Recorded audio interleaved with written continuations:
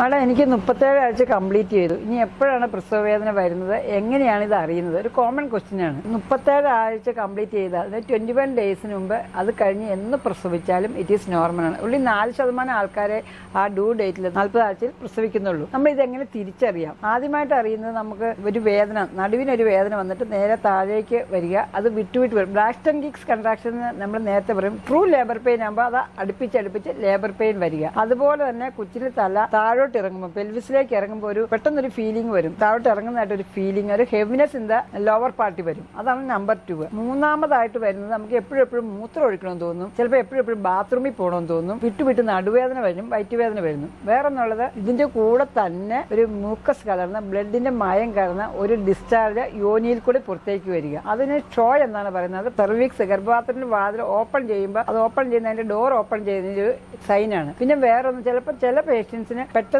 Sudden ആയിട്ട് കുഞ്ഞിനെ ചുറ്റിയിരിക്കുന്ന ആ ഫ്ലൂയിഡ് പൊട്ടിപ്പോകാം. അതിന് മെംബ്രെയിൻ റപ്ചർ ചെയ്യുന്ന PRO അല്ലെങ്കിൽ മെംബ്രെയിൻ റപ്ചർ ആകുക എന്നാണ് അതിന് പറയുന്നത്. അതുപോലെ കുഞ്ഞിന്റെ അനക്കം വളരെ ഇമ്പോർട്ടന്റ് ആണ്. ഇങ്ങനെ ഈ 5 സൈൻസ് കണ്ടാൽ ഉടനെ തന്നെ നിങ്ങൾ ഡോക്ടറെ കോൺടാക്ട് ചെയ്യുക, അല്ലെങ്കിൽ ലേബർ റൂമിൽ ചെല്ലുകയോ ചെയ്യണം. എന്നിട്ട് ഡോക്ടർ പറയുന്ന പോലെ starting of the labour pain മനസ്സിലാക്കുക.